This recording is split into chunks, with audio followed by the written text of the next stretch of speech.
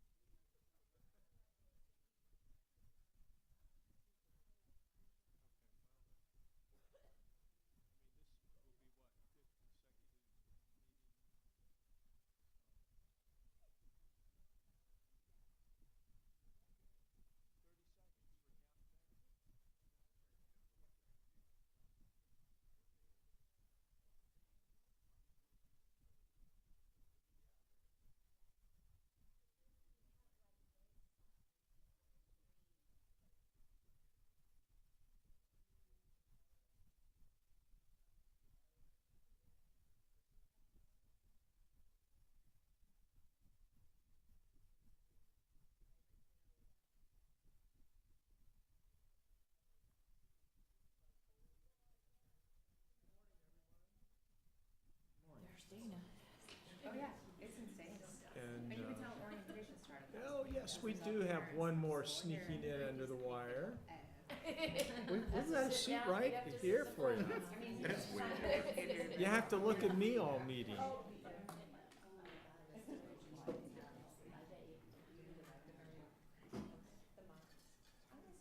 That's coming. We're gonna need one more chair. Thanks, Dana. I'd like to call to one more, and we're gonna need another chair. Let's pull one up from the front row. Suddenly we've got a full house again. That's great. I'll call to order the June meeting of the City of Lawrence Affordable Housing Advisory Board. And we'll start with any comments from the public. Do we have any members of the public that would like to make any comments to the Affordable Housing Advisory Board this morning?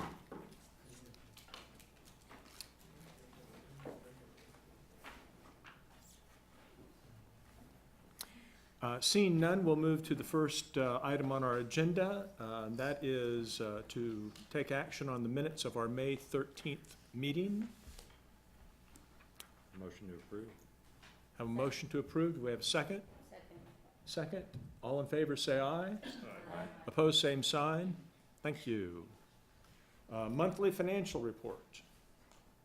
All right, I will go ahead and pull this up really quick.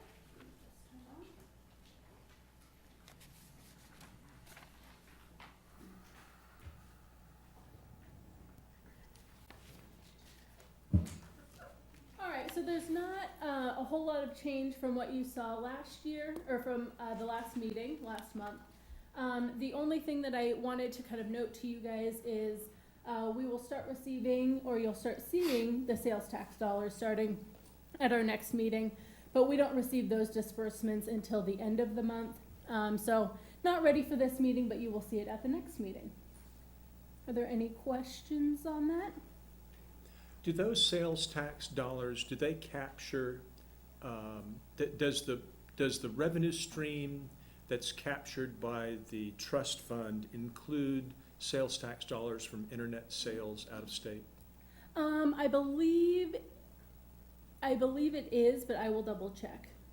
But it should be all sales tax. Not a priority question, sales just tax dollars at that your we receive, convenience, yeah. if you bump into that, Yeah. I'd be interested in knowing. Yeah, and we can take a look at it. And I'll have that as part of the report next month. Any other questions on the financial report? Do we take a motion to receive, we don't take a motion to receive the financial report, do we? It's just submitted by staff? Yep. Any other action? Seeing none, thank you very much. All right. Next up is item number 4, consider policy questions about affordable housing text amendment. 18-00467, and we have a great memo from Sandra Day. It was a group Sandra, effort. Before you start, I need to recuse myself because we're considered the applicant on this. So. Okay. And, can I make a comment about that? I did not understand that the exercise the city was going through was in response to a single applicant. I was of the, as I read your memo, one of the few things that I took any objection to, not objection, but anything that I questioned whether it was 100% correct was I thought Ahab had kind of initiated this as a tool to be used, and it was the interest of one organization in using this tool that caused us to kind of seek approval of its use first. And I sound like a guy trying to protect the role of the advisory board's interest in what's going to become, I know, quickly the official record of how this thing got kicked off the ground. And I felt like we were at least equal partners with tenants and homeowners in initiating this inquiry. And this didn't really reflect that, I didn't think. So Scott and Sandy can comment on this, but this has been something that they have requested for some period of time that tenants to homeowners has been asking for. And this, you'll recall, had come back in front of you, and you're right, it's kind of one of those toolkit items. But the commission had then initiated this text amendment and this process as well. So, but you all may want to comment further on. Yeah, I would maybe just add to that I think a text amendment is applied citywide, but they're typically initiated one of several ways, and they can be sort of applicant initiated. And then that goes, I think we took this to the city commission, and then they actually initiate the amendment. So the city commission, on behalf of the requester, initiates it. So even though it's applied citywide, there's a pretty close connection here with tenants to homeowners and this effort, and that's what creates the conflict of interest, which is why Rebecca is recusing herself.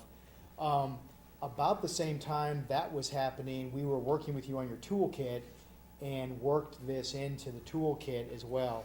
Okay. So what we're finding in these last few years is that you get some initiatives start before they get formalized in Ahab's work. This is an example here of this. So while really anybody at the table will be able to use this amendment, it's that direct connection of tenants to homeowners with very specific kind of elements to it, and who will be speaking toward it, that creates the conflict. Okay, all right, thank you. Sure. So the And- Yes, please go Yeah. right ahead. I'm Sandy Day, I'm with the planning office, and the text amendment, the initiation that went to the city commission was very broad. allowing staff to look at many different chapters of the zoning code. The text amendment that we brought forth to this body and to the planning commission was more narrowly defined and really targeted toward the model that tenants to homeowners uses. After that discussion with this board and with the planning commission, staff found it was prudent maybe to step back a moment and look at some broader policy questions. So that is what we are doing with you this morning, looking for some very direct feedback, and we will be asking that same question of the planning commission in a couple of weeks. I recently have a new computer and new software, and what that means is my PowerPoint was not reflected the way I wanted it to look this morning, so I don't have a PowerPoint for you, but what we will do is just direct your attention back to the memo that staff provided and start with those policy questions. We divided those policy questions up to really three groups. One was the neighborhood conservation question that the proposed text amendment may or may not affect or impact. Questions about permanent affordability versus looking at that affordability as the initial round, and then some program management questions that we are looking for some direct feedback as we prepare a more finalized text amendment to come forward again. So with that, try to make this a little bit bigger. We'll start with first the neighborhood compatibility questions. And that first question, should the allowance for the second detached dwelling be permitted on all single dwelling residential zoning districts? The city has a number of RS zoning districts that permit a wide variety of density. All of those districts are characterized by allowing only one dwelling unit to a lot, with the exception that some districts do allow what's called an accessory dwelling unit, which we've talked with you about. And maybe I'll stop for just a quick minute. Is everybody familiar with the idea of the accessory dwelling unit? Okay. So what we are looking at within the scope of those RS zoning districts is that the RS3 district, which is the smallest zoning district, is really the most challenging in trying to meet the requirements of building setback and lot coverage when we're talking about two detached dwelling units on the same lot. Also within that group of uses or zoning districts, the RS3 and the RS5 districts are the only two single-family zoning districts that do not allow an accessory dwelling unit. So we would want to have just a little bit of discussion about whether or not an accessory dwelling unit would be permitted in perhaps the RS5 district. Staff's position or opinion of, after reviewing the zoning districts, and we actually have a project we are looking at with some RS3 zoning, and it really kind of confirms for us that trying to add that second detached dwelling on those smaller lots is incredibly challenging. The second policy question we have within this. May I stop you there Sure. for a moment, Sandra? Yeah. Is staff, I mean, this is the staff recommendation, are you comfortable with the RS5 level, still a relatively small lot? Are you comfortable with the RS5 Yes, we are. being, okay, Mhm. okay. It is going to dictate that you have smaller footprint houses. Mhm. When you look Mhm. at trying to match and mirror the building setback of a conventionally developed Mhm. lot with just a single dwelling versus one with two, in order to meet those building setbacks, but then also to have adequate separation between those units, it is going to force the footprint of that second dwelling unit smaller. Mhm. The RS5 lot size is still capable of meeting that with not some of the challenges that the RS3 would provide Okay, or set up. and if there were problems that we encountered, we could always change that standard. We could look at that standard, depending on the specificity of the application. If this text amendment is Mhm. approved, there may be a need for a variance, and we would have to look very carefully at the nature of that variance, Mhm. Okay, so. So like you might have a very, if the Sierra lot was relatively narrow in RS5, Mhm. you might have a variance to reduce the setback between the two new units so that you could maintain the, I mean, that might be an example It of a might variance be, that might and be it needed. may be something that we have to look at. Building code also dictates separation of structure.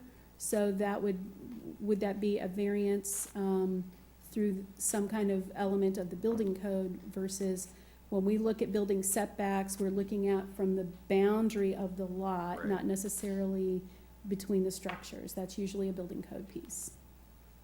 Okay. As you go through your presentation, can you get us access so we can visually see what is RS3, how much is RS5, what does this look like out in the community? Because I don't have a good idea. Mr. Chair, if you might have, Yes, sir. a discussion, what I recommend in terms of processing this item today, because you may have people in the audience who want to speak to it, Okay. is we'll complete our kind of presentation and our position on each question. You may want to take public comment, and then the group may want to come back to each question and provide your input. And this was a slide I had intended to show you. I have the PDF here. Like I said, it's not in its best form. So am choosing not to share the full PowerPoint. But what this graphic shows you is where all of our RS zoning is found in our community. And then this particular slide highlights where the RS7 and RS5 zoning districts are in our community. So kind of around the university, some of our older target neighborhoods have RS5, but the lion's share of zoning that we see in our community is RS7. And even though those districts allow 7 lots as small as 7,000 square feet or 5,000 square feet in the RS5, typically lots are larger than that. And this is really staff's recommendation where we're talking about this second dwelling unit to be permitted in these zoning districts, if that helps frame that a little bit. So this is the continuum of residential zoning district that we have in the code today. Thank you. Sure. Back to. Okay.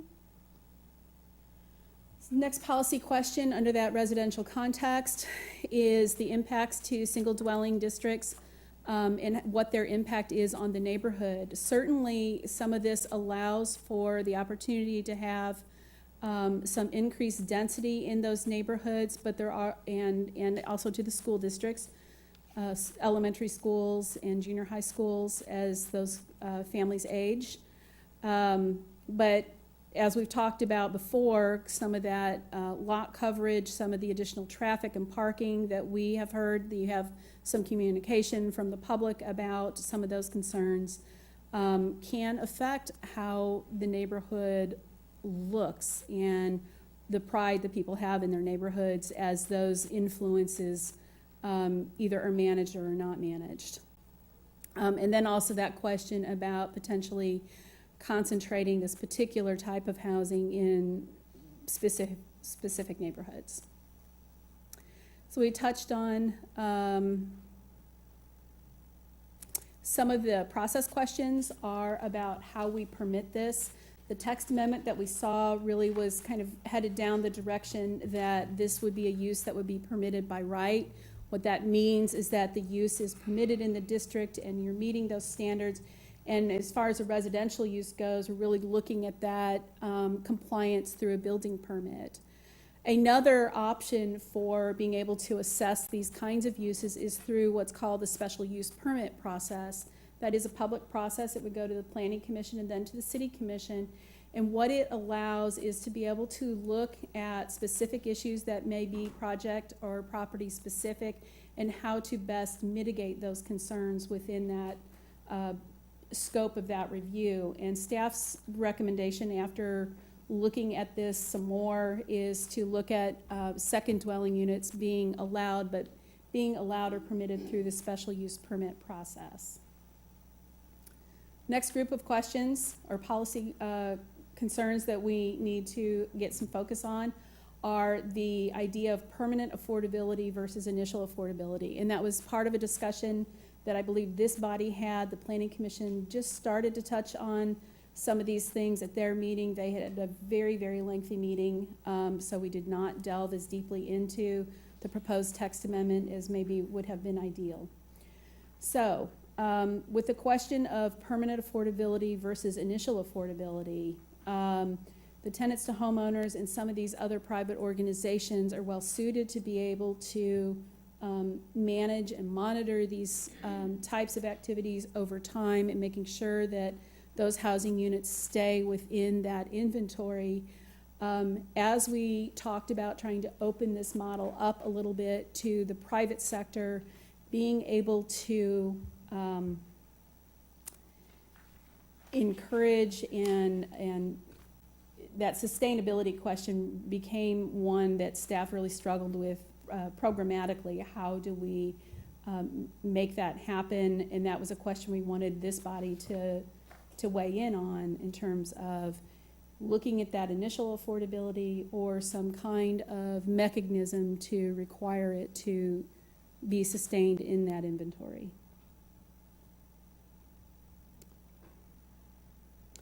Talked a little bit about whether the program would be limited, and this is related to that idea or that concept that some of the nonprofit agencies are well suited to being able to do some of those things, and whether or not the projects that have a private sector for-profit entity in them, if they need to be partnered with that.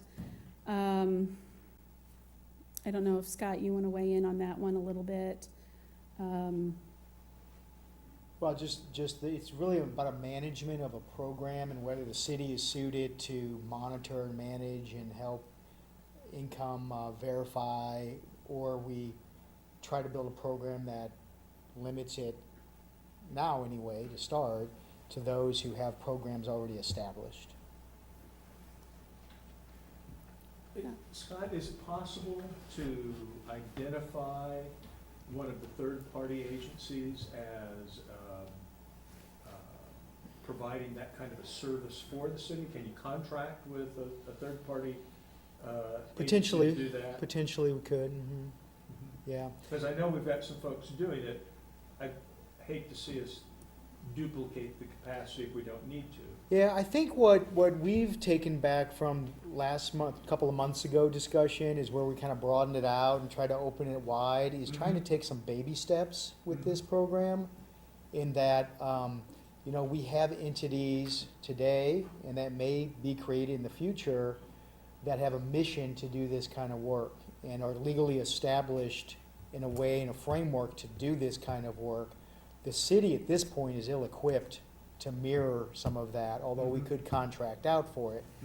So, again, we haven't built the code yet, so giving us some input and direction on these questions help us build the code that would lead us down one of those multiple paths.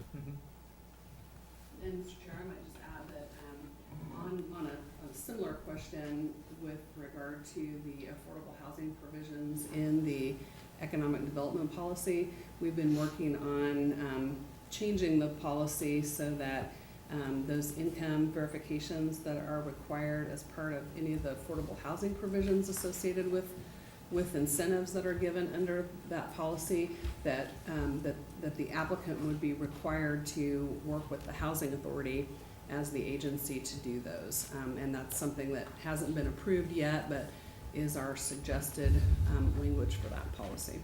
And that could be the model if we go down that path with this program as well. Okay.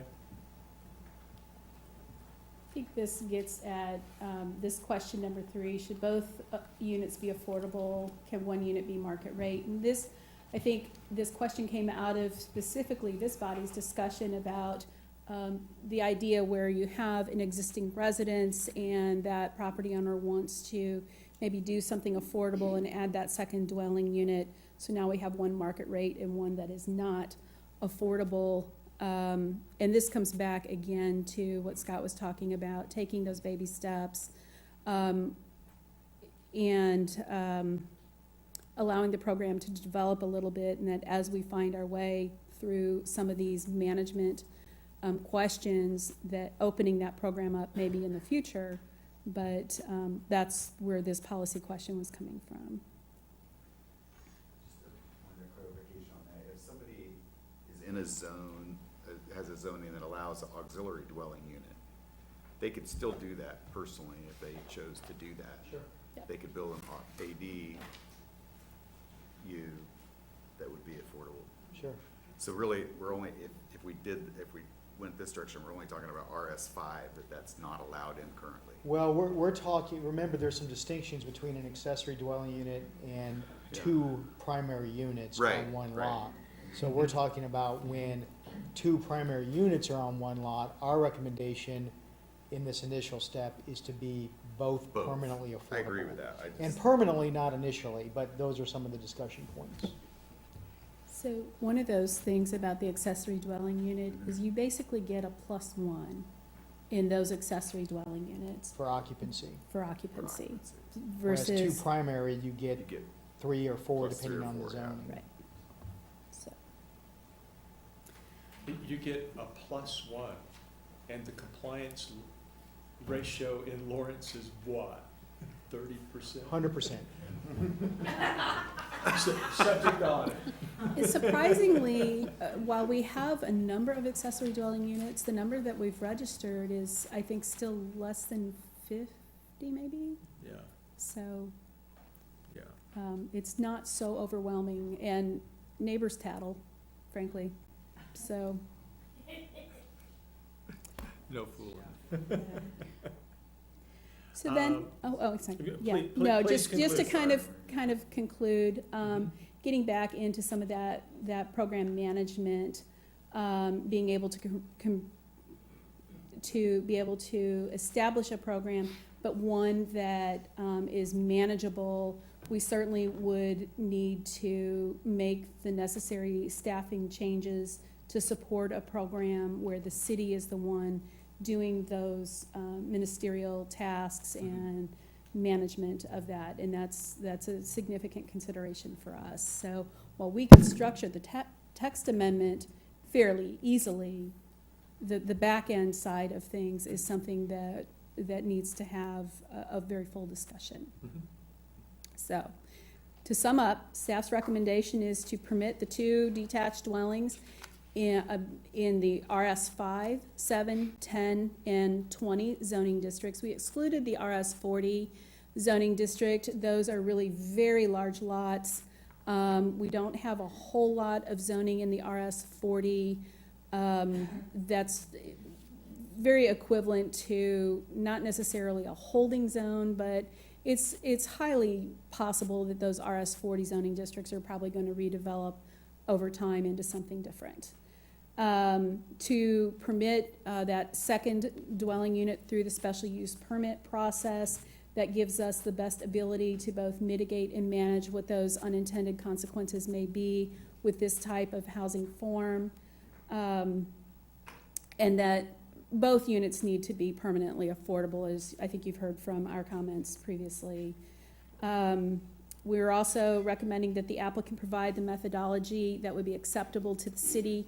That would be a condition or requirement of the special use permit to make sure that those units stay permanently affordable. And that at the heart of all of this, that the base dimensional standards of that zoning district are respected. That's talking about both the building setback, but also how much of that lot is occupied by structure. By definition, this is a density bonus, so we're going to be exceeding the density of those zoning districts by adding that second dwelling unit. So we can't meet the density, but the dimensional standards are important to neighborhood context. I'm happy to answer any questions. Staff is here to also answer any questions, and I know you have some public that has provided communication for you as well. Yeah, great review. Sure. And Scott, also thank you for keeping us from jumping down the first rabbit hole. Let me begin by asking if any members of the public would like to make any comments at this time. And yes, young lady in the back coming forward.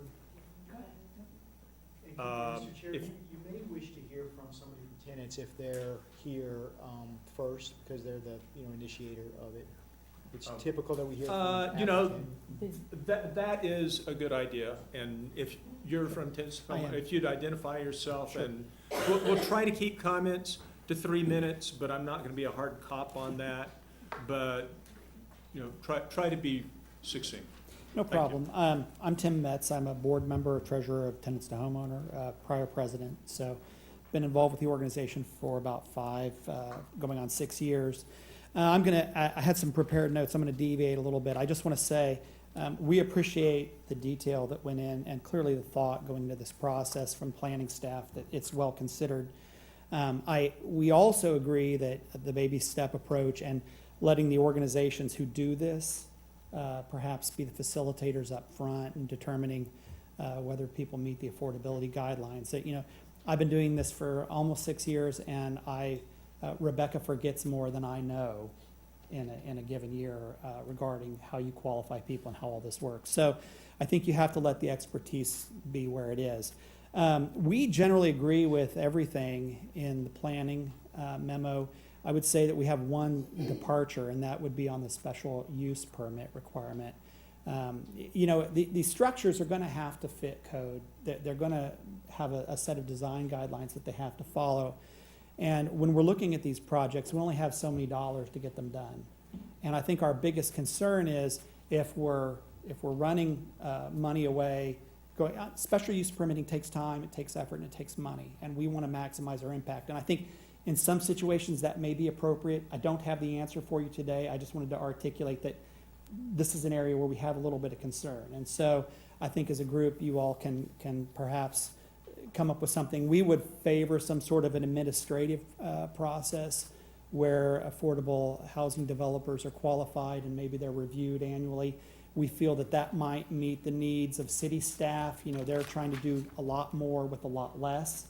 And so if we could have a streamlined approach to doing that rather than just running everything through special use permitting, that would be a more appropriate approach. So anyway, thank you so much.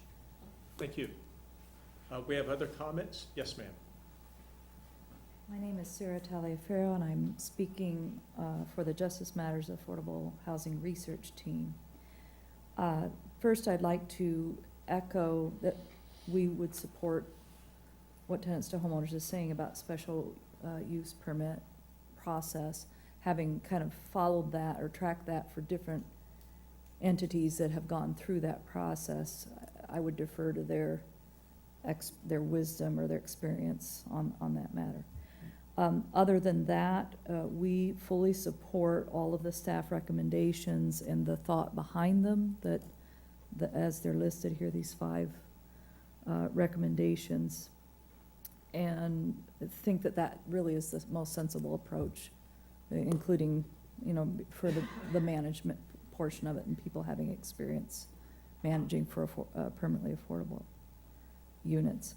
And just like to make a further statement, if this becomes policy, community leaders and stakeholders, many of whom are already represented around the table, will need to ensure, and I include myself, so I'm not pointing the finger at all of you, will need to ensure one of the stated goals of our city leaders, that of scattered sites for low to moderate income rather than concentrations of low-income housing. I think that has been taken into consideration in your recommendations. To that end, we will also need to continue to have deliberative discussions in the community, such as the excellent convening on affordable housing held by the Douglas County Community Foundation last month.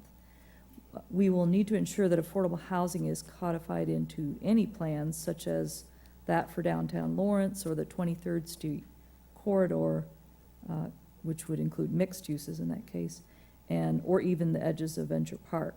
We'll need to continue to look at roadblocks, other roadblocks or deterrents to allowing scattered site housing, such as neighborhood covenants.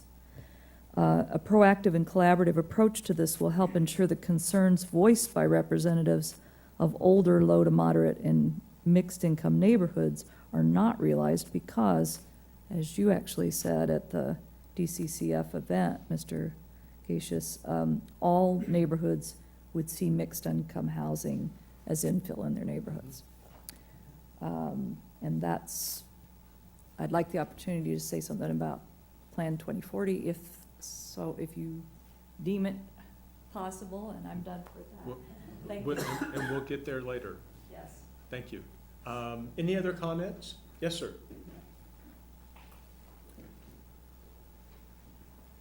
I gotta read this, I think. How are you guys?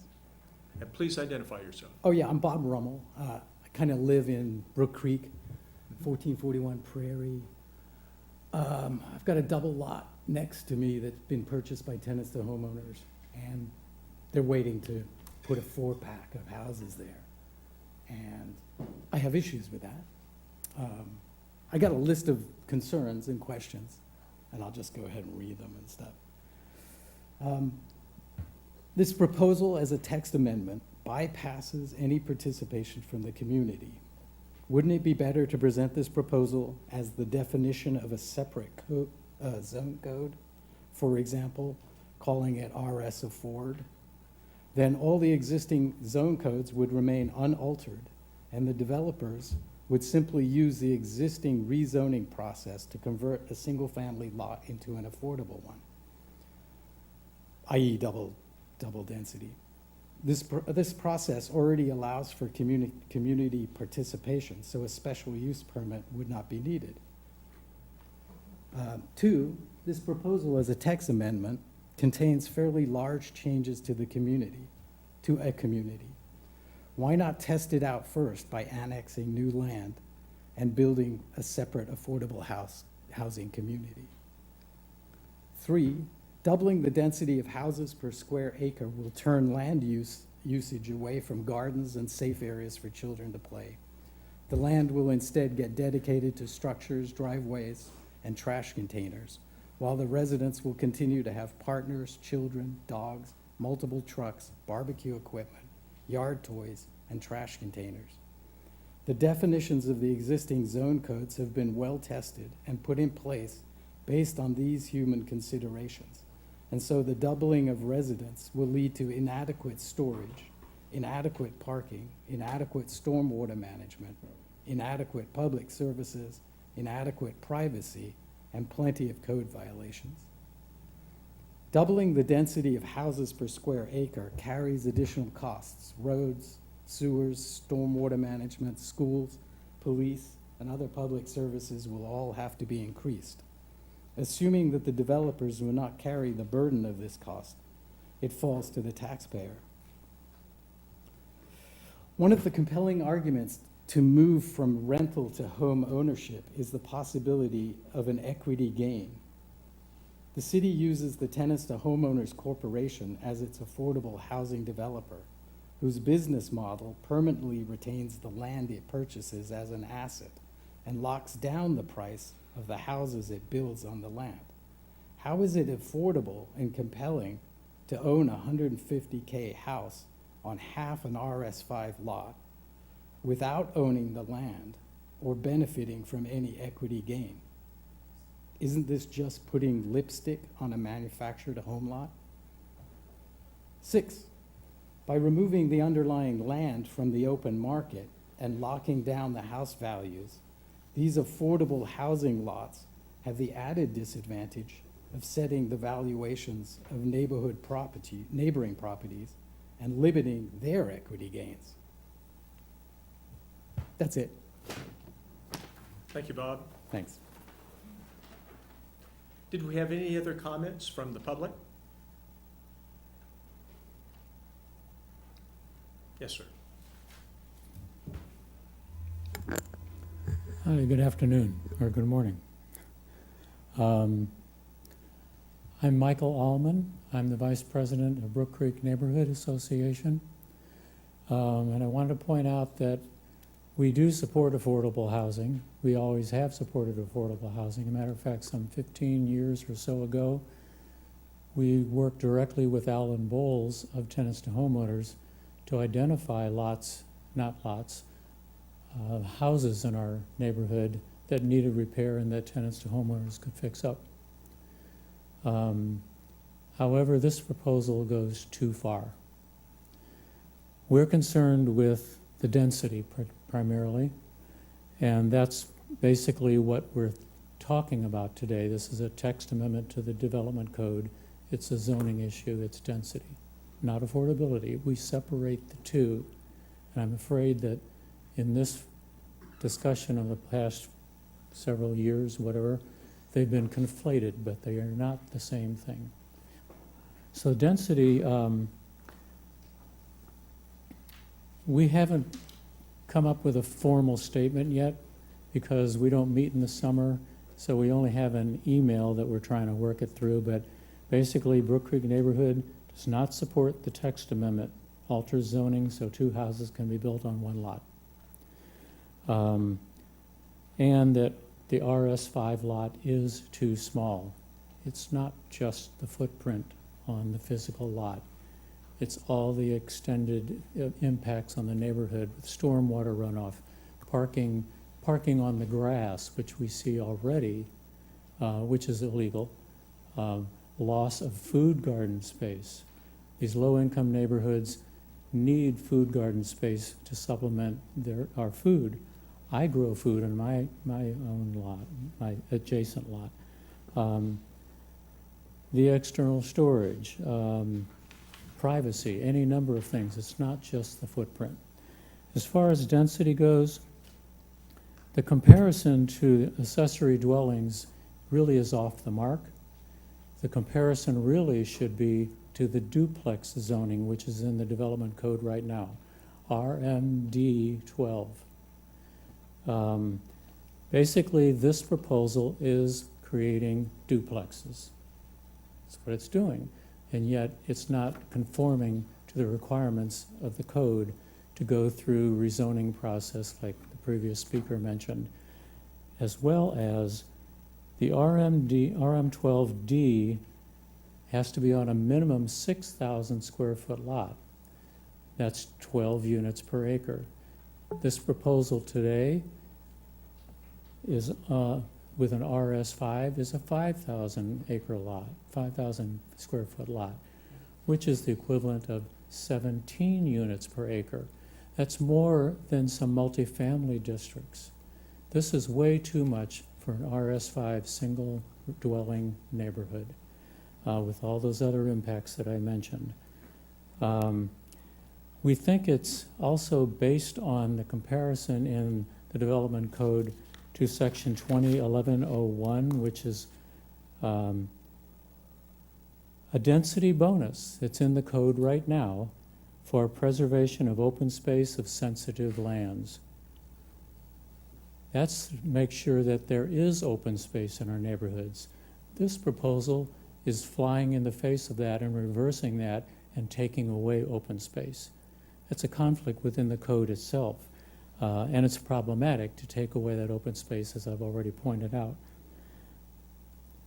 So we're, let me see if I had another.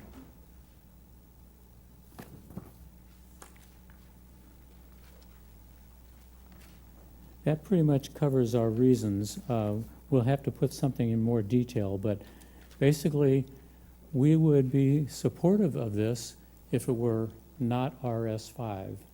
RS7 would be compatible with the similar code language for other zoning districts, but RS5, particularly our neighborhood, we have substandard lots. They're 40 feet wide, not this standard 50-foot wide from the original town site and the rest of East Lawrence. So that's basically why we feel this is going too far. And we can get into the issues of affordable housing and whether this achieves it or not, but that's another discussion, and the previous speaker did mention that.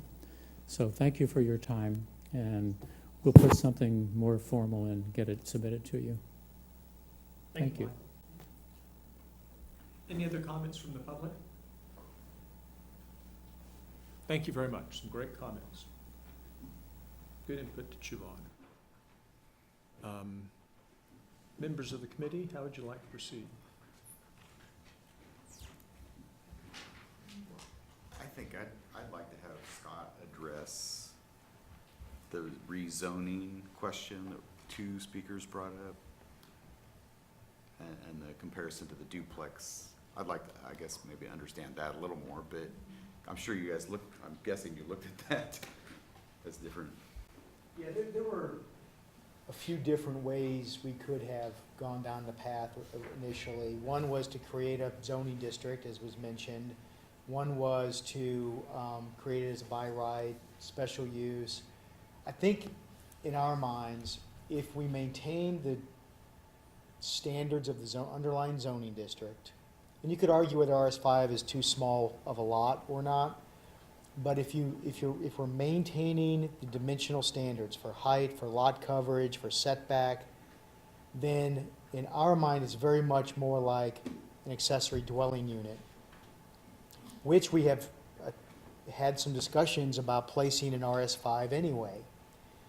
So in an accessory dwelling unit situation, you may have a larger, in fact, you have to have a larger primary house, and then you get a smaller subordinate house.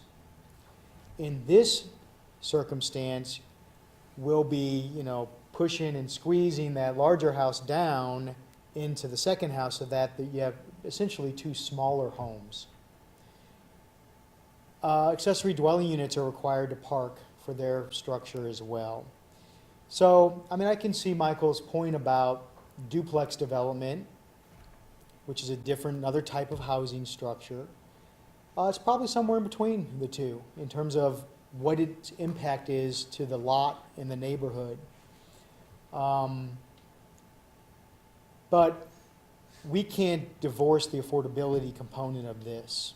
And, we're attempting to do things in the name of affordability, I think in limited perspective, because if we're keeping it to entities that do this as their mission and trying to disperse it through the community, I don't think we're going to have huge concentrations of it.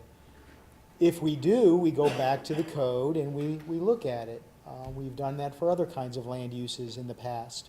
Congregate living unit uses in Oriad neighborhood, for example. We're dealing with short-term rental uses right now and its impact. So we have the ability to go back and look at these things as they get underway. So I do think I think we're bringing it to the AHAB primarily for the issues around affordability. We're taking it to the Planning Commission primarily, I think, through their experience and expertise related to land use. So I guess my encouragement to this body is to focus a little bit more around the affordability components while trying to understand the land use components. But I do think the Planning Commission will weigh in more on those than the affordability, since your commissions are doing two different things and you're focused on two different components, if that helps. Thank you, yeah, that helps. Other comments, other questions? A lot of good policy issues wrapped this in. Yeah, I guess I would just, and because it's my job, I have read a lot of literature. We do not want to create areas that permit just affordable or low-income housing. All of the research is against that model, and that a more dispersed, everyone in every neighborhood is the better process. And I would say that from our perspective, knowing that the special use permit process allows us to monitor that a little bit better. If you do it administratively by right, we don't have control over where it shows up. And this is beyond tenants to homeowners. Again, it's going to be applied to any organization that wants to make application to it. I do completely appreciate that an entity such as tenants to homeowners is looking for the path of least resistance and cost to get established housing product. This body shares that position, I'm sure, in terms of let's reduce barriers, let's get housing, affordable housing on the ground, especially the housing that's going to impact our most vulnerable and those under 80% AMI and those kinds of things. But we have to balance the needs of the neighborhoods and the impact to the neighborhoods with those other issues. And so, a lot of times the SUP process helps us do that, but, you know, I can see where it's a very attractive,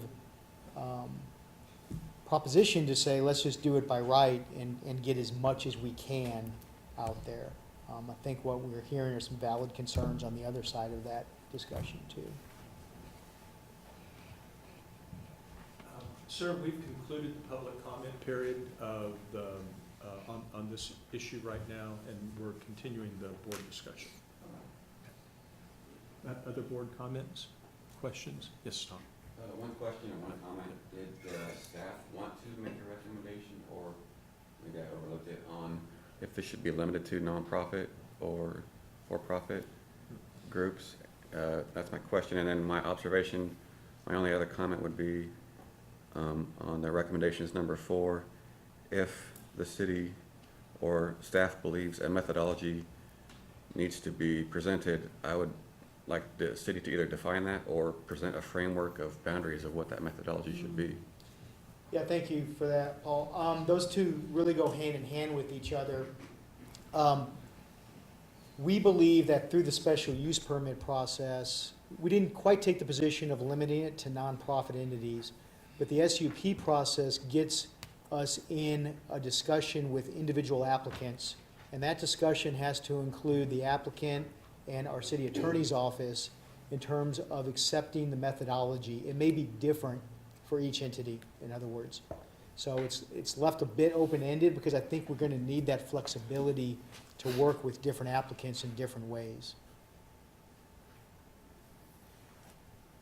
Should it go the route of a by right process, we'll have to firm that up and actually come up with something that entities have to come into and meet our methodology and our process. Edith, yes. I know that, I took your comment about us focusing on the affordability aspect, but I want to say that I really like the idea of the special use permit, primarily because it helps to monitor where. Because I, not only, I read in some of the letters, plus I also had the concern about where affordable housing begins to be clustered. And the by right really lets that happen. And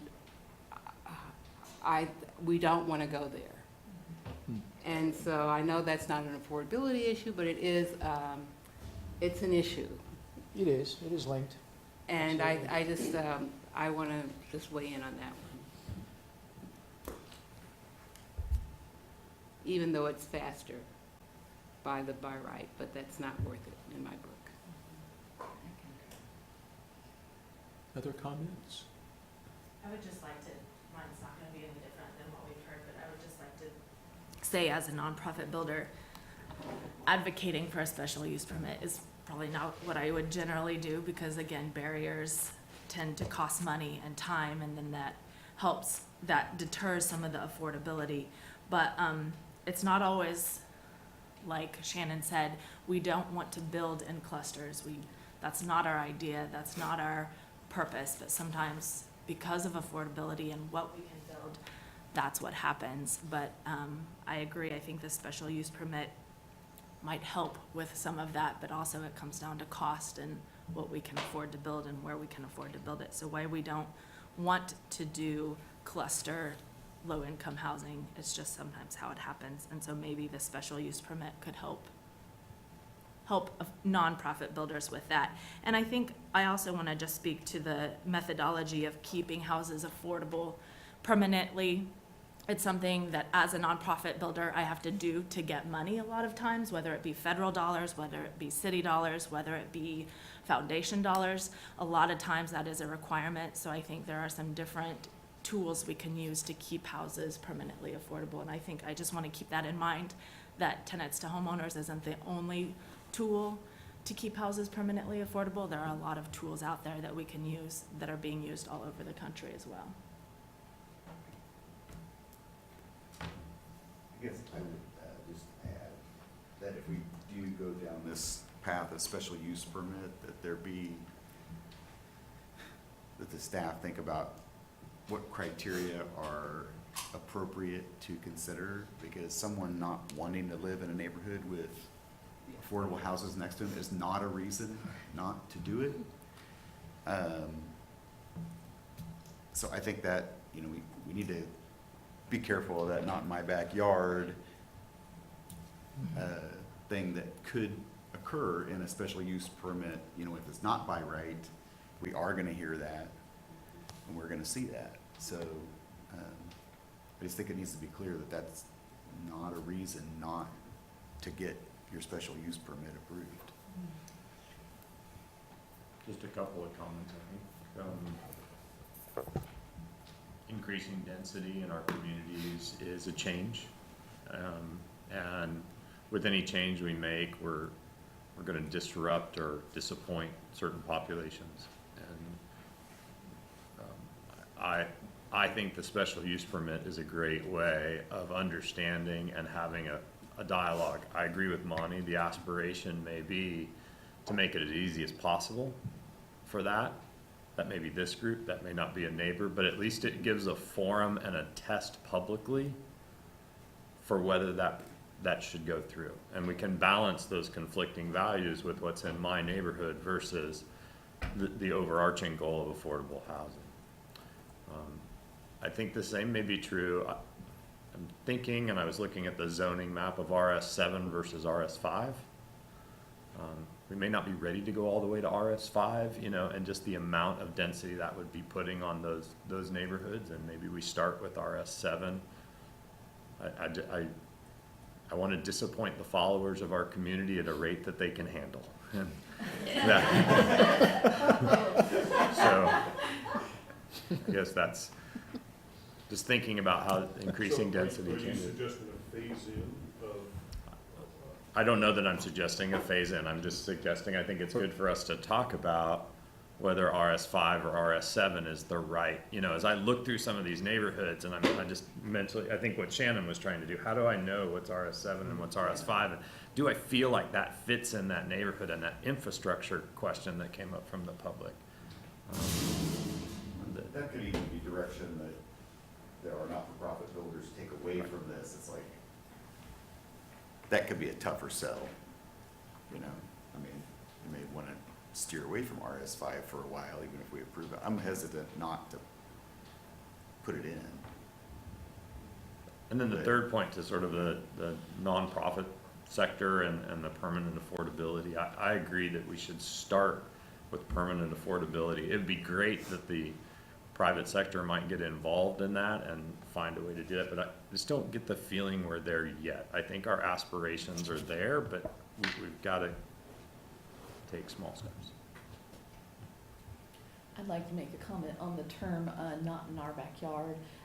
I do recognize that we kind of understand what we're saying when we use that term about people's feelings, but I do want to recognize that there are legitimate concerns that actually are greater than that feeling, and that is the infrastructure questions that have been brought up. So I'd just like to validate that question.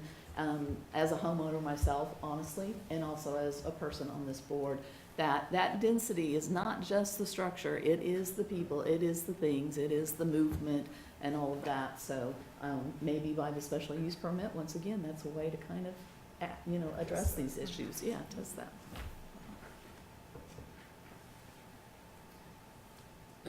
I think the only thing else I'll say is sometimes to try to figure out, in my mind, is this a smart thing? I do what sort of they taught us in law school, which is the parade of horribles, right? What is the worst possible thing that could happen here? And that would be, if it's of right, and and then you could stack 9 lots together and chop all 9 of them in half, or some sort of mechanism that way. And I'm a capitalist, and I totally understand, and I don't think, sometimes I want to make sure we're not perceived as anybody who is doing anything as a for-profit motive is somehow bad or evil. that can make sense right? I mean, if you're very close to the university or something like that, and you could get 9 lots and chop them in half and have 18 units instead of 9 units, why wouldn't you do that, right? I think some of the things that this proposal has, which is the special use permit, and that it has to be affordable, and that the onus is on whoever is proposing to build this has to keep it that way and is responsible to the city for doing that. That mitigates some of those possible parade of horribles that could happen, which is very legitimate. I'm like you, I don't want that in my neighborhood, right? I mean, there's a lot of things, and so I think as we think about these, we're putting some restrictions on how crazy can this get. And so I do like those parts of it that allow us to pump the brakes a little bit if things start looking like, wow, we didn't intend for that to happen, right?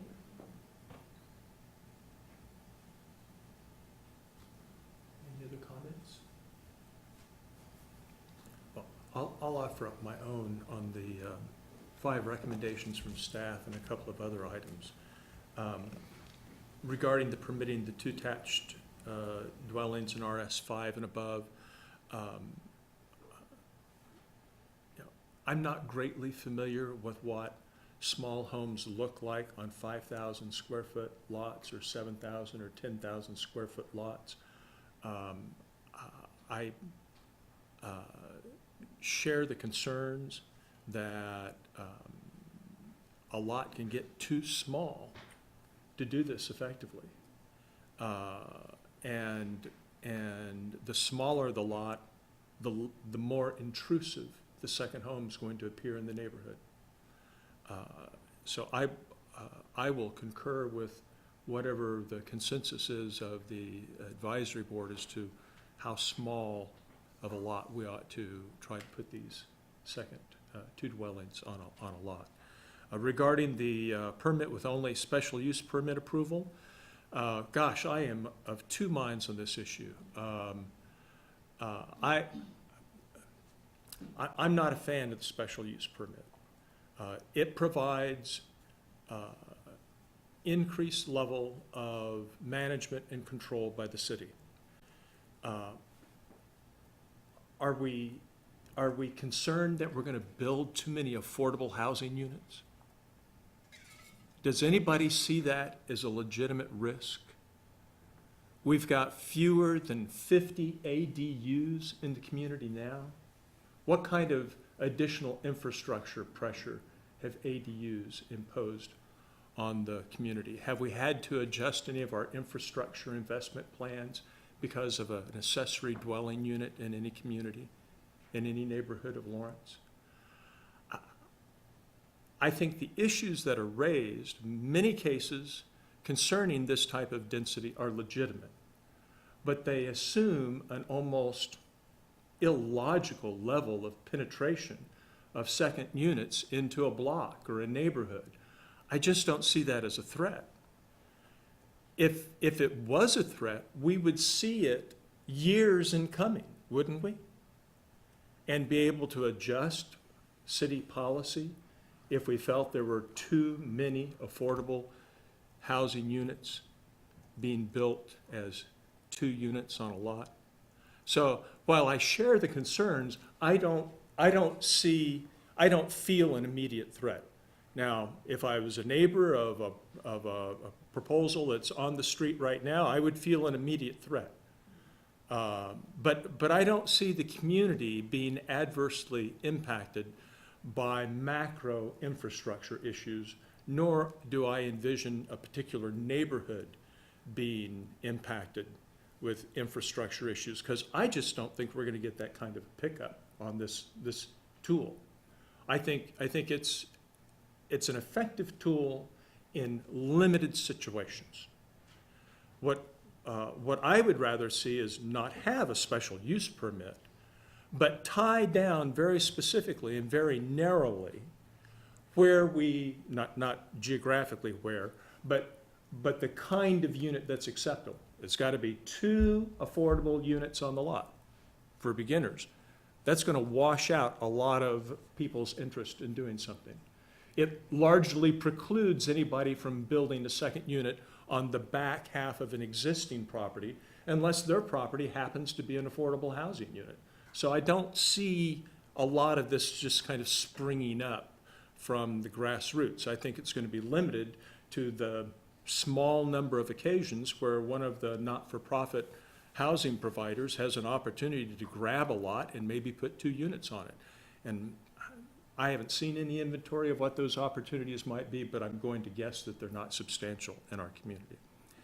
I completely agree with both units should be permanently affordable.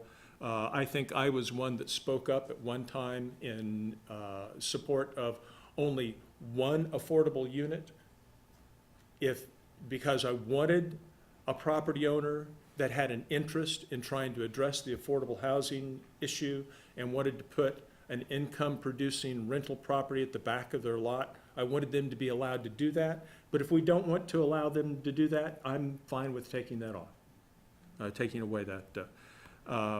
Require that the applicant provide a methodology acceptable to the city through the special use permit process and legal review, which reflects an established way to maintain the dwelling in permanent affordability.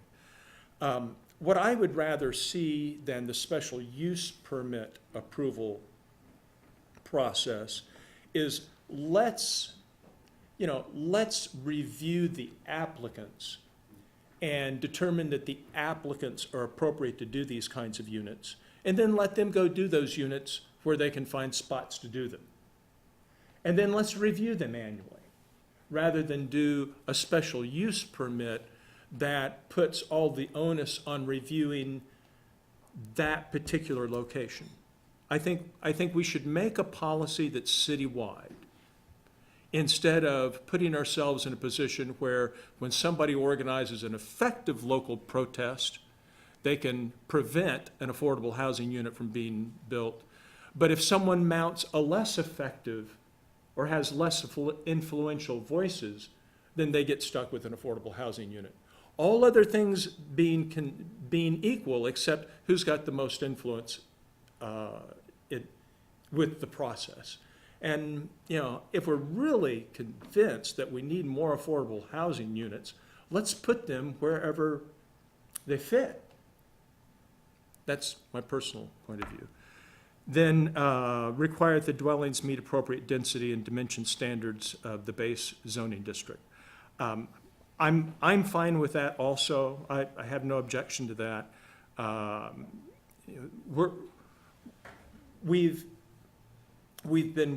The community has been looking at housing affordability issues and homeless issues for 20 or 25 years.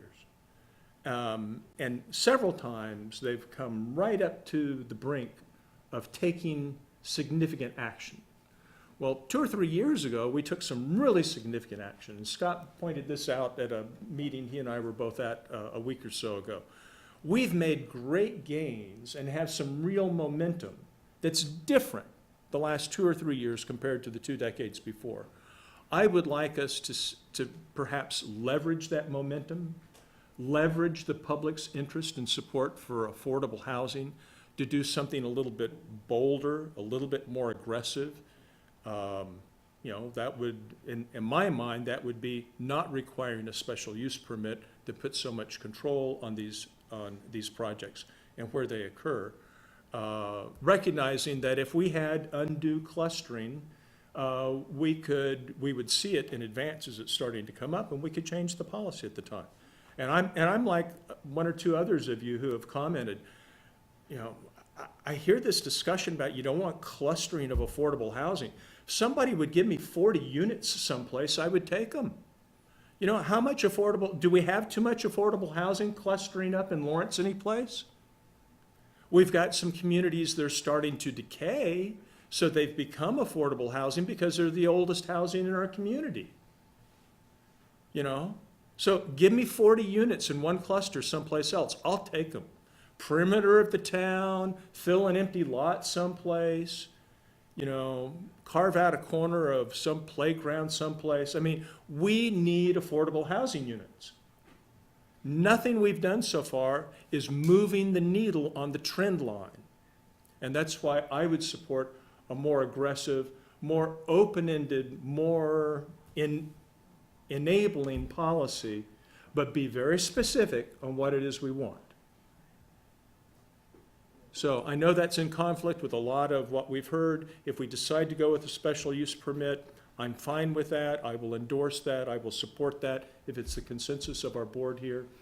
But I would like to see us lean in and look for opportunities to take a little bit bigger step, recognizing that wherever projects go, there will be neighbors that are opposed. Mr. Chairman, Yes, sir. if I could offer Certainly. something to the discussion, and really appreciate the discussion and the articulation of the different viewpoints. You don't have the actual language in front of you today. We've brought you these discussion points. We've got exactly what we were hoping for. It's healthy discussion. One of the things I've been thinking about is perhaps coming back to the groups, still have to go to the planning commission, but let them know too, that maybe what we do is we develop both paths a little bit more for your future consideration, because we're going to bring the text back to you in the future anyway.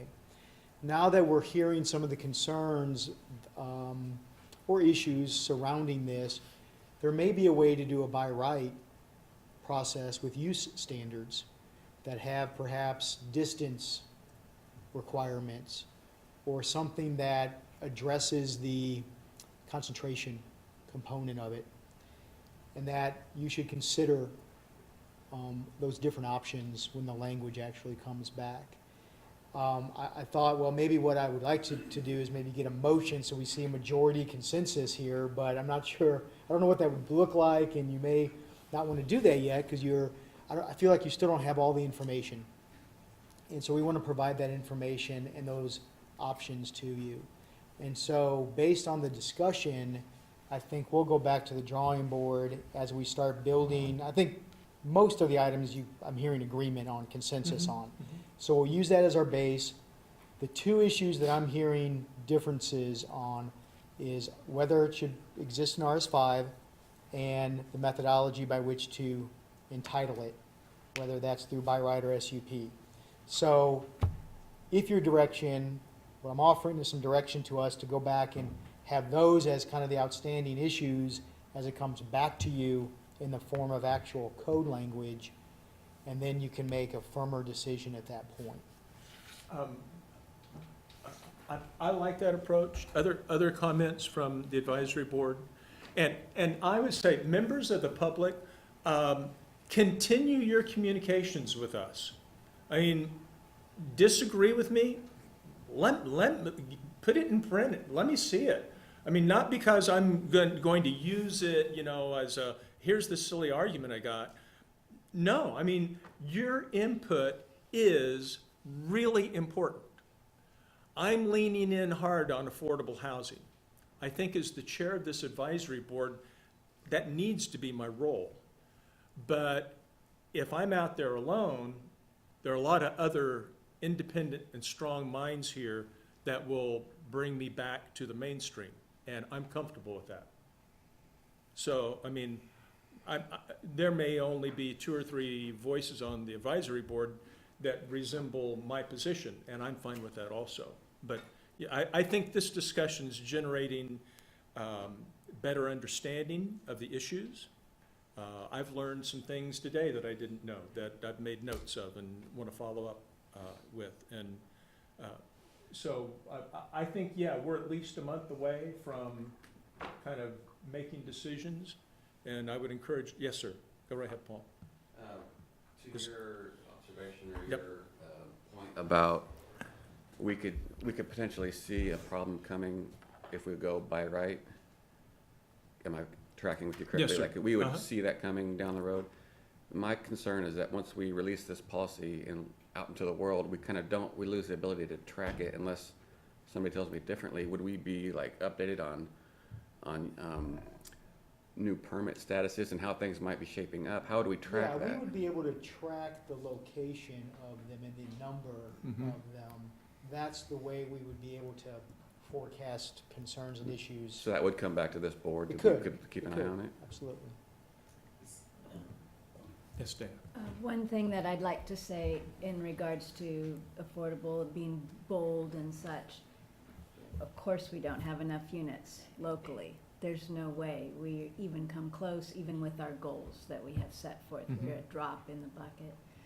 But I will say, as a service provider, to not cluster homes is one of the key critical success criterias for respect and dignity and kid performances at schools and things like that, when we're part of the norm, not part of the other.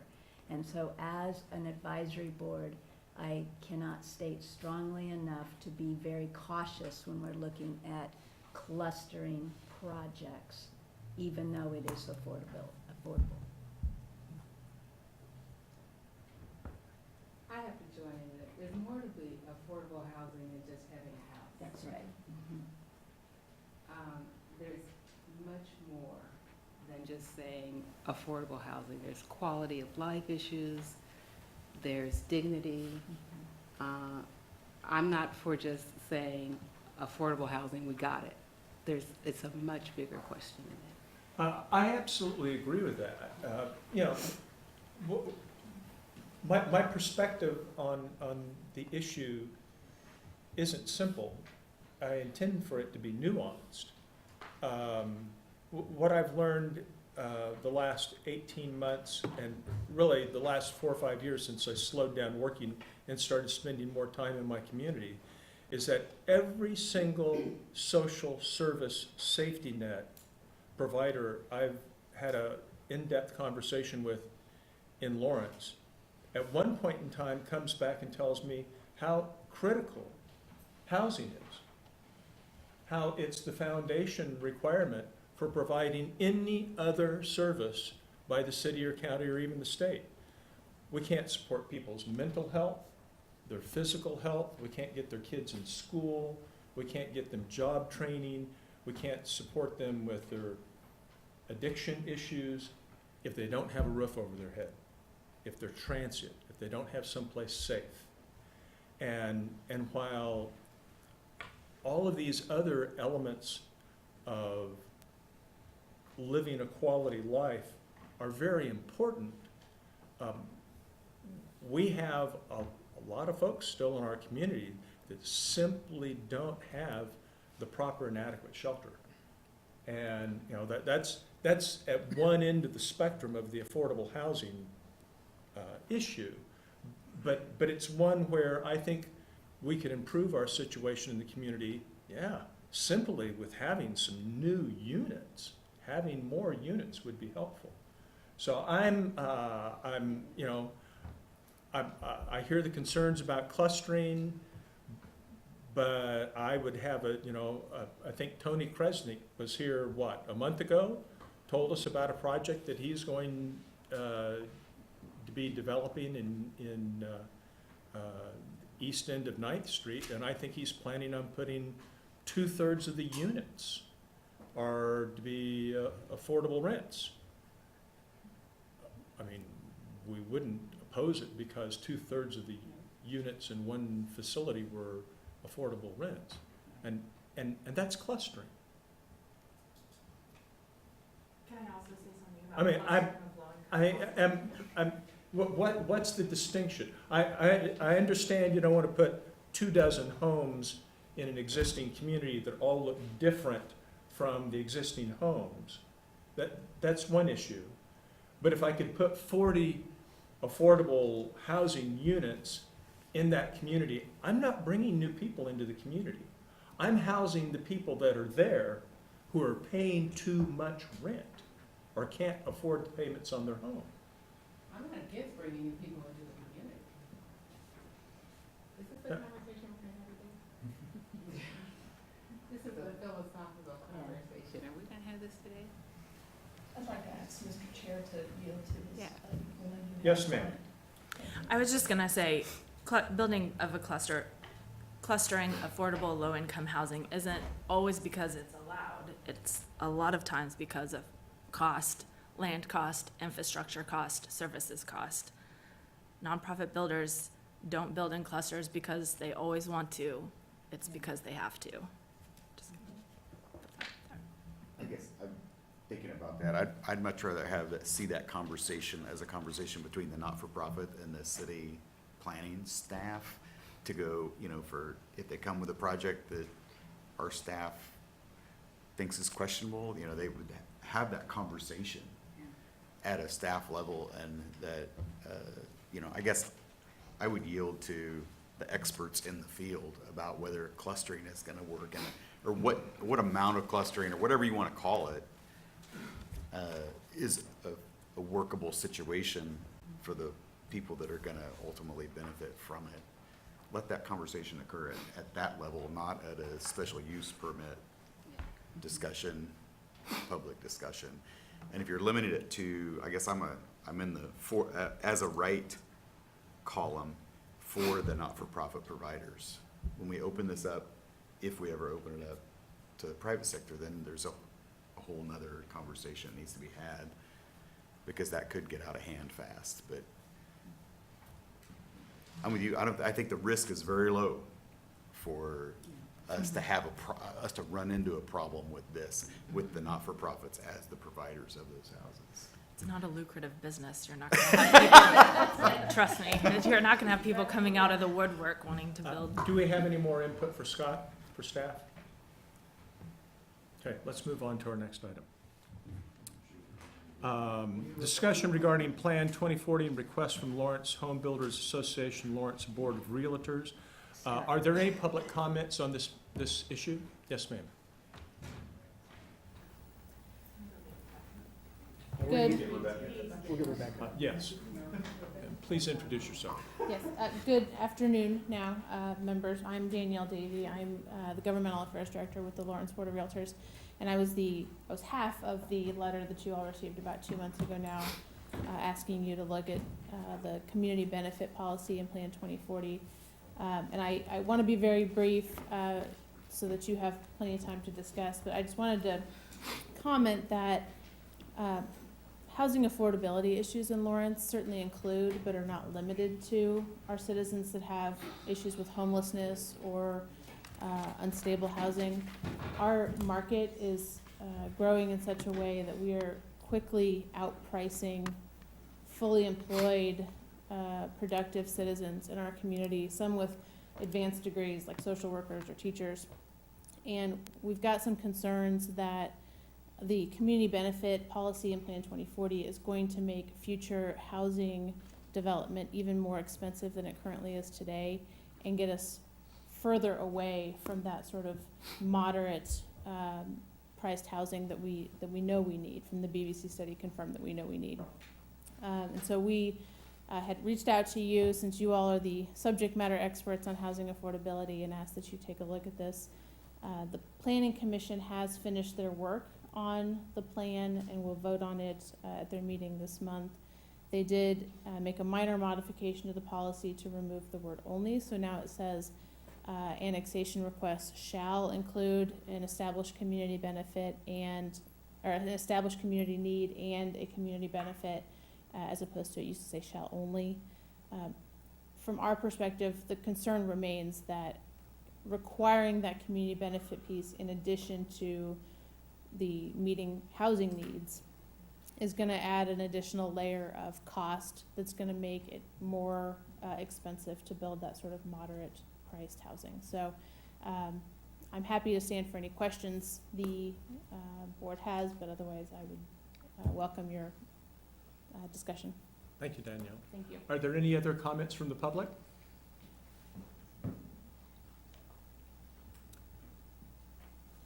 Yes, ma'am. Sarah Taliaferro again. I've scribbled on this, so I'll try to keep it cohesive and quick. The policy stated in the latest draft of Plan 2040, Chapter 3, to support housing for all incomes are ones that completely align with our own vision for this city. And yet we also want to acknowledge that the Lawrence Board of Realtors and the Lawrence Home Builders Association have voiced concerns to us, and that we see them as part of the collaborative team of community members who are needed for the creative problem-solving and actual work of building more affordable housing. Upon review of their concerns and of the stated Plan 2040 policies, I am now stating that we have no recommendations for change of that language in the policy.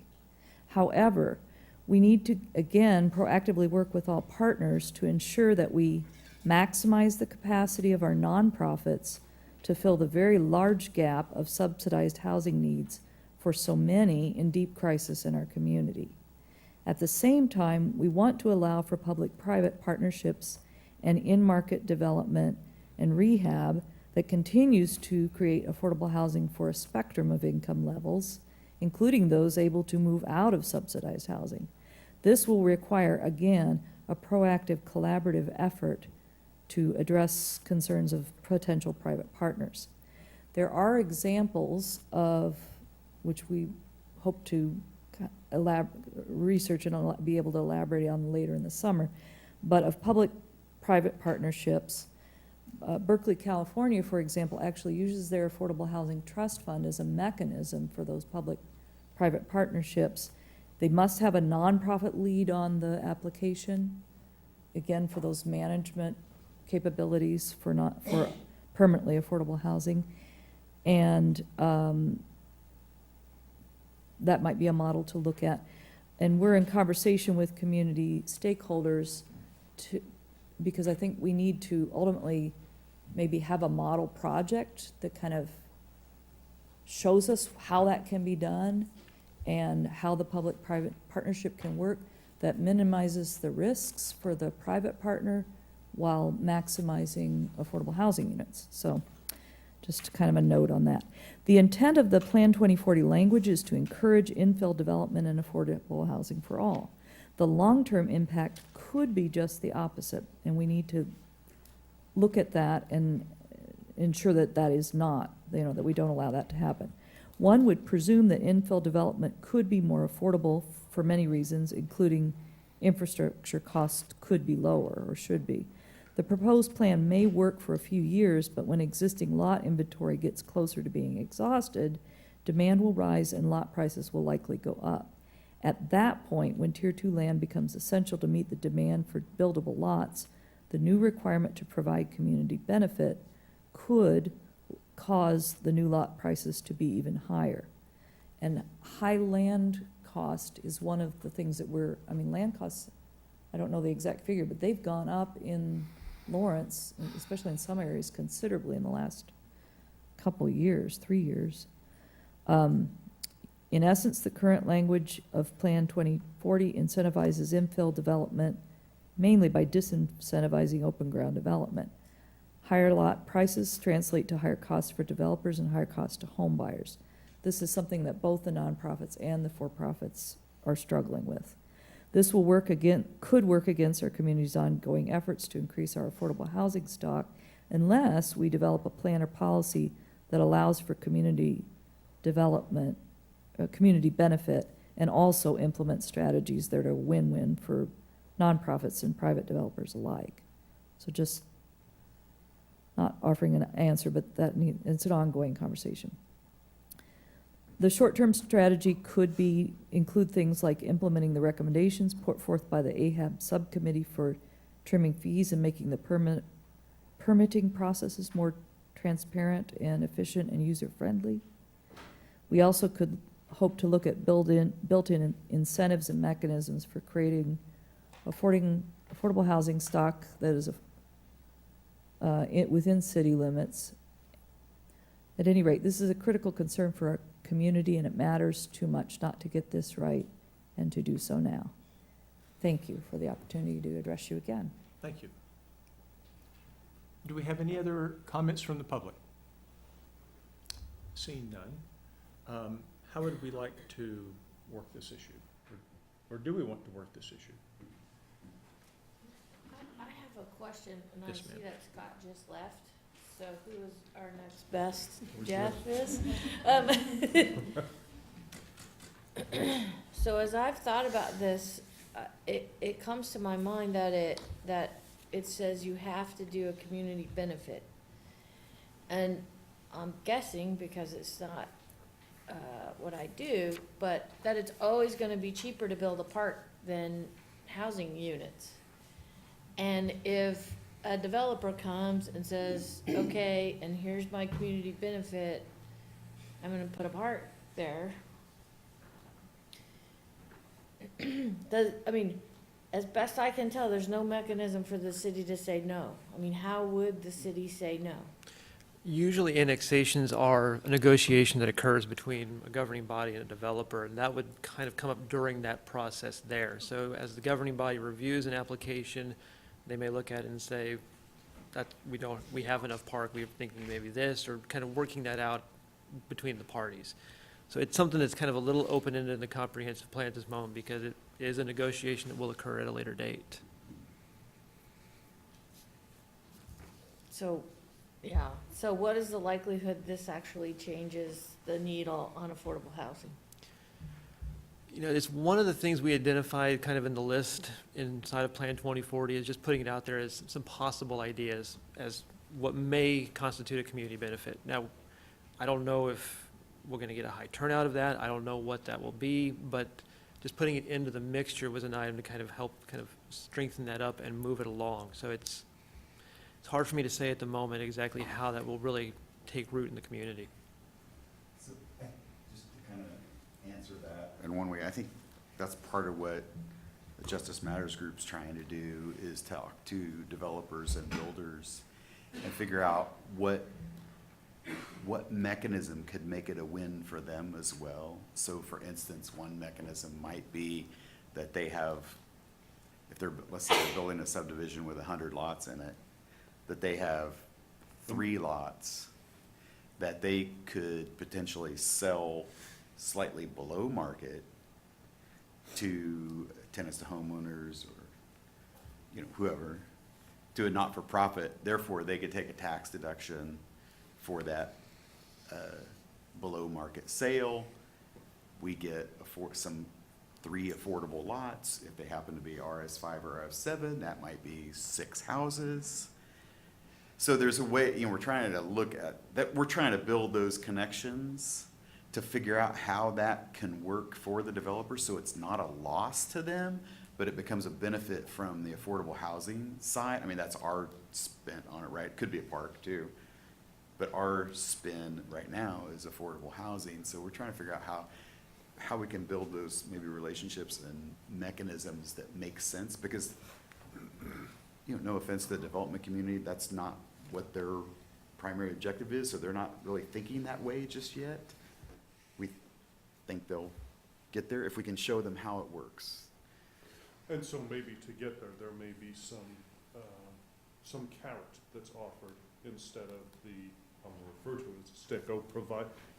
Take profit from your development. Mm-hmm. In return for that, an expedited permitting process. I mean, there are a number of elements which may not have costs necessarily, but the concern to the development community, I think, is that they're in business. Right. They're there to make money, no doubt. Yeah, and so the dollars need to come in. The dollars are going to come from someplace. Right. If they come from lot cost to the builder, to whoever is going to buy that plot Lot. to build a house on, it's gonna cost more, which means the house is gonna cost more, which means that the buyer for that house will pay more, which means the house that they're selling to buy that house will, they'll. So, possibly, that's one possibility. What if the not-for-profit comes in with the funds to pay full price for the lot, maybe through the trust fund? The developer hasn't lost anything. They've sold a lot, they get to build the house. They don't have to take, I mean, if they sell it below market, they can take a tax deduction, which is beneficial in some amount. And I'm not arguing your point, Right, Montana. right. You know that, I'm just. I think we had to figure out how to make it work so there is a benefit, that it benefits the developer or builder, whichever. I think we have to find those ways. So I guess I'm supporting the language that's gonna force those conversations, because if we do the same thing's gonna happen, that's happening now. They're not building affordable houses, they're not building 1,500 square foot houses, because they can't make money on it. I get that. But if we don't do something, they're not gonna do that either.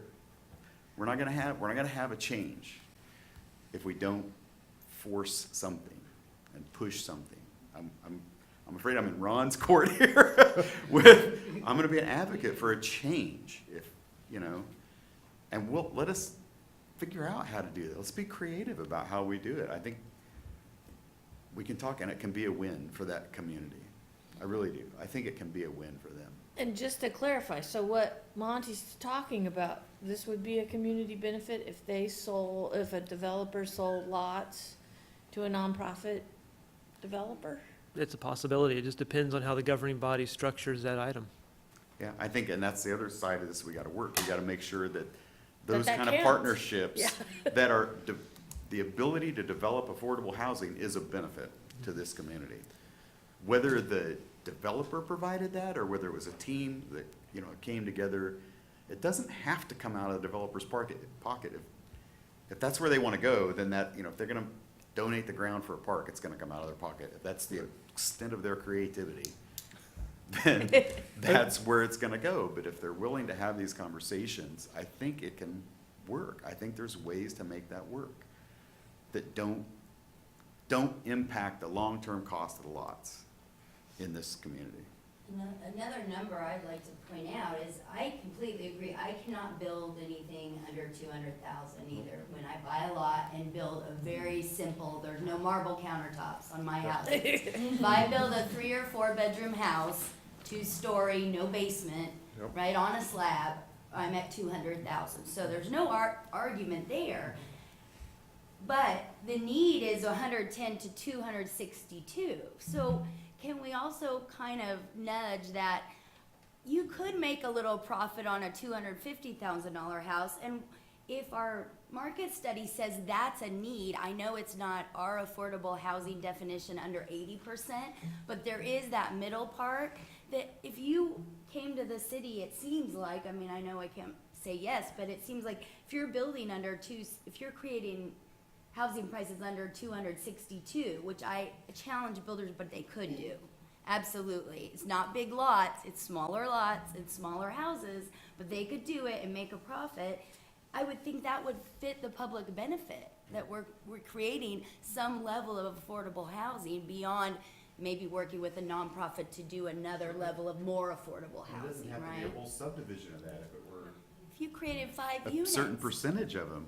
I mean, that would be a public benefit. I mean, I just want to question some of those numbers. I know it's all about little margins of error, right? But there is some room there, and I build in that room.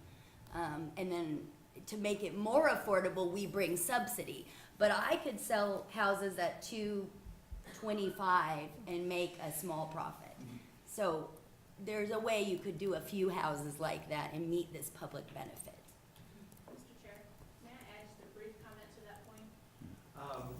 Danielle, I'm not going to allow that at this time.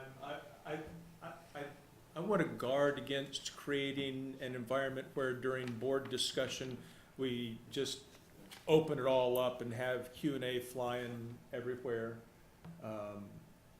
So I apologize, but I'm going to decline your invitation. Other comments? Good discussion. I have a question for Jeff. Jeff, there's a line on 3.8, it looks like it's been added on page 14 that says, which may include offsetting incentives to the requester. Can you give us a little background on that insertion and what you think that means? Sure. It was added during the Planning Commission's discussion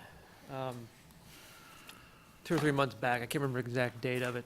But it came from the request from Lawrence Home Builders Association in a letter that they had sent in, and the commission had altered the language to kind of marry the two together. The language that was in the comprehensive plan and then the language that was presented by the letter. So they worked that language in there to kind of meld the two together. The language, excuse me, I can put this up on the overhead to make it easier for everyone.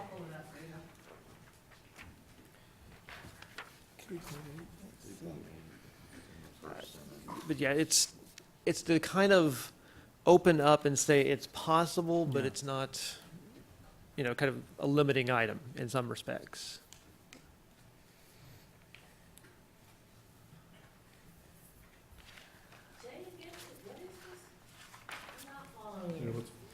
I mean, I'm reading the text, but I'm not following what you're saying that is referring to. Offsetting incentive. What is the offsetting incentive? The planning commission had discussed about an offsetting incentive. It was requested, I think that might be a very close quote to the language of the letter, language to offset the cost related to development or to the changing in prices and those kind of items there. So I might not have that fully in the intent of the person who submitted it, but I'm hopefully getting it towards that angle. So would you say that those offsetting, I mean, I heard that the idea that there may be, you know, other costs that could be accommodated in relationship to this community benefit idea, right? That the developer has certain costs that this plan will do. This is Does your that language, do you believe, address that? Yeah. Or maybe that's a question for some of our other representatives. I mean, that language seems to start to get at the concern to me, but I'm open to hearing more about that. And I think one possible thing to keep in mind in the discussion is that, Jeff, correct me if I'm wrong, but this policy is very large and overarching. It's meant to be very general. I think it is intentionally broad in that way that allows those opportunities to be discussed and the details of all of it, as long as it generally meets this policy guidance, to be developed over time, or perhaps even changed over time, because this document will be in place for a lengthy period. That's absolutely correct. I think one response to your point, generally, kind of vaguely, would be that there are multiple options that a developer could pursue as part of the benefit, and that would be, as I understand it, their choice to pick what that benefit might be, and then they would be evaluated through the city. And the concern might be that more often than not, to protect their investment, they would select a benefit that would not include something that would benefit affordable housing, and then that cost just gets passed along. Except that, as my understanding is, that will be a negotiation between the city and the developer, is what would that community benefit be? It's not necessarily that the developer says, I'm going to do this.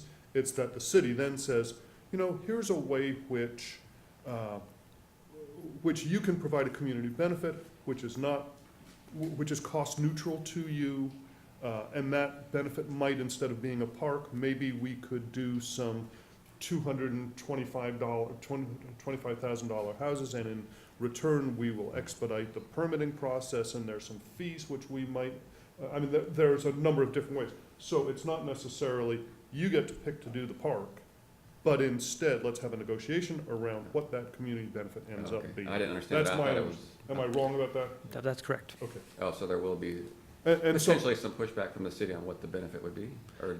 It's possible. I can't speak for the governing body in the instance, but it would be a negotiation that would have to occur between the two parties. and so this idea of, I'm just kind of lobbing this out, because I don't think there's been any discussion of expedited permitting process and fee amelioration. And I don't think there's been any discussion of that, but those could be some of the tools which the city brings to bear to say, to make this so that it is, if not cost neutral, at least less onerous to you. Here's some elements which go into it. Certainly. And my reading of this language is that might do that. This sort of sets that up for that discussion, that there may be some offsetting Yep. incentives, which are shooting to that. Other comments? Is it the desire of the advisory board that we take any opinion or offer any comments about the 2040 plan? We don't have to. We don't you know, it's moving forward irrespective of our input at this time. Would our voice have a seat at the table? Would the city commission listen to, You know, I think that's, a great question. My thinking on this issue has evolved considerably over time. My work experience has always been in the private sector. And, but I've worked a lot with government. And I see, you know, I see the conflicts between policy that's been developed largely to help the city manage its growth, primarily at the perimeter. And I see some conflicts in impact with our growth management policies and our desire to expand affordable housing. You know, and the first time this landed in my lap, I thought, well, gosh, we ought to take an opinion on, you know, we ought to take a position on that. I'm less enthusiastic about that right now for a number of reasons. One of which is, and it goes to your question, we're not in a position to change the recommendation coming out of the Planning Commission. That's already launched. It's being queued up to the city very soon. Tomorrow? Is it? Do they receive it tomorrow? Does anyone know? Diane, is it tomorrow? Planning Commission will take it up in their June 24th meeting to issue a recommendation and then forward to the City Commission for their consideration. Yeah, and that's expected. So, we are late to the game. If we want to offer up an opinion, we certainly can if we have a consensus, and I don't object to that in any way. But my concern is we've tried to base all of our other goal setting and recommendations on input we've gathered. And we got a lot of great input from our housing study, and everything's kind of emanated from that. We don't have a lot of data on this. Every time I have a conversation with someone, there seems to be some new twists and turns as to how it might be applied. You know, if the language creates an opportunity for developers and the city to have a discussion about, can we come up with some win-win plans on how to get some housing lots annexed into the city and also some benefit for the broader community from that project. If that's what this does, gosh, I'm all in favor of that. You know, I think we need to have more in-depth conversations between our developers and our city right from the get-go all the time. So you know, the more this gets discussed, the more kind of broadly interpreted I'm hearing people talk about it, and you know, I don't know that we are the right. I don't know that we're in the right position right now to make an informed decision on whether this is going to be great for affordable housing or not. I mean, if I had my druthers and if the only thing I wanted to focus on was affordable housing, I'd drop all the other benefits named off the list, and it'd be like, you know, you're going to have a discussion with us about affordable housing. This is kind of a high priority. But I don't think that's fair to the other broader interests of the community either. So, okay. Yes, sir. Is it fair to make a statement? Sure. Should we consider making a statement that we don't see anything in the policy that we think is a detriment to our mission? So that the Planning Commission can look at it and go, they didn't have overwhelming concerns or they would have forwarded them. I would just offer this as someone who's on the steering committee of this plan, and we'll see it later down the line, that there is a process in place that this has gone through. Right. When you talk about data, I appreciate I'm a big data geek, and there is tons of data that put this together. This was not something that just sprung up from nowhere. And part of that was the desire for affordable housing. I mean, that consistently came through in the data that was collected with the community input process. It's now at the planning commission level, soon to move on to other levels. And I think I appreciate that this group has, in the short time that I've been working with this group, you have a very specific technical focus. It is really into how do we get this work done on affordable housing. That's not what this document is. This document is a very broad community. I can imagine that if each community group had an issue with a part of the comprehensive plan, that they would go to each one of these advisory boards and we could have a mess on our hand pretty quickly, right? So I think there is a process that's in place, and I'm not sure this group, it would be my advice for this group to have this discussion. It's very informative to me. But beyond that, I'm not sure we want to change that process. So that's my 2 cents. Other comments? And I'm not comfortable, like, we've heard arguments that it will increase affordable housing, we've heard arguments that will decrease affordable housing. I'm not in a position really to determine which of those I think is more likely than not. And therefore, I sort of am reluctant as this board to come out with any sort of, yes, we support it, or yes, we think this will happen, or no, we don't think that will happen, because for the integrity of this board and our focus on affordable housing, what the devil's in the details, and what this says is some other people that won't involve us will have a conversation, and quite frankly, how that all ends up working out, I'm not in a position to say, so I am not comfortable.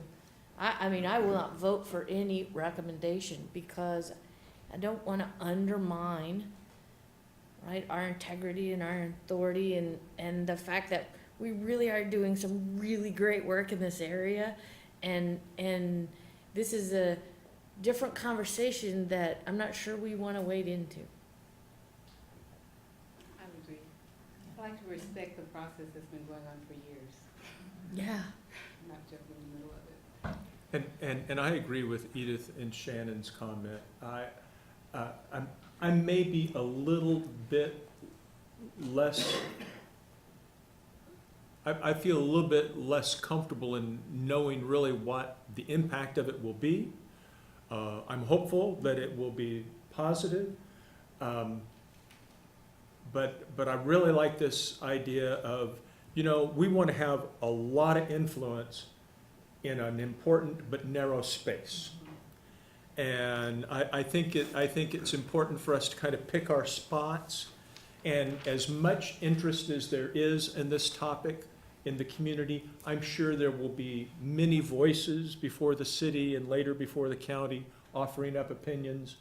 And I would prefer we kept our opinions focused on the issues that are most important to our affordable housing goals.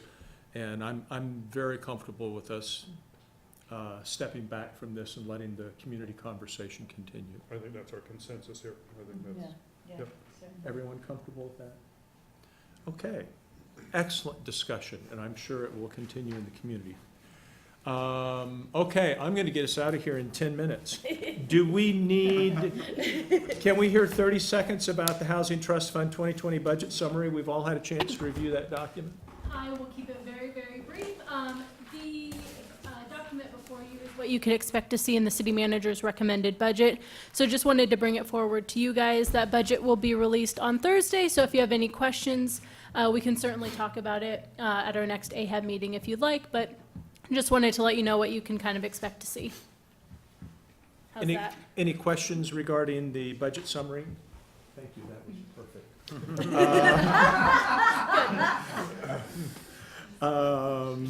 Our NOFA application review timeline, I think everyone has seen that. Do we need any comments on that? We're meeting twice in July, 1st and 8th, okay? And first we'll be getting oral presentations from the projects. Do we have many projects in yet, I proposals? don't think that we've received any. I think we've received one application. One? Okay. Yep. Okay, more to come, I'm sure. June Yeah. 21st, deadline. And, yes, ma'am. So it would be really critical to make sure that we all are here, because some of us will be recusing ourselves, so that we Yeah, have an appropriate yeah. number to listen and vote. Yeah, exactly both of right. those And if you're not able to make the meeting, then in order to participate in the decision-making at following meetings, you have to go back and review from The start to finish all of the video presentations. Okay? I need to be here on the 8th. Yes, ma'am. And Then it's July 1st and July 8th. yes, Yeah. July Okay, 1st and I 8th. just wanted to make sure that was clear. Just Okay. as a follow-up on there, would it be important for us to take a kind of roll call of who will have to recuse themselves, and then do we have the right number of people here? I don't know how much, I mean, Family Promise and the Housing Authority will have to recuse ourselves. And so on that stuff. Okay, That's Well, what happens and- after humanity. so there's 4. Yeah, and we'll sort of get a better idea too of that, here as applications come in, that's one of the things we'll do, is make sure we've got the right number of people to Yeah. hold the meeting. Yeah, everyone that's show the up. rest We of- need a quorum. Okay. Is everybody The rest of you have to be here. Attendance policy, AHAB bylaws, do we need staff comments on this? This was just a quick reminder of what's in the attendance policy and the bylaws, and a reminder for you. And then we've been keeping track of it, but we haven't really provided it to you all, so we thought that putting it on here as just a regular item that we have, the attendance record would be just a good reminder, so just be aware of that policy and where you sit. Okay. Do we have any new business to come before the advisory board? Seeing none. Next meeting, you just heard it, July 1st, 11 o'clock, or we're still 11 o'clock in the morning, is that correct? Yes. Okay.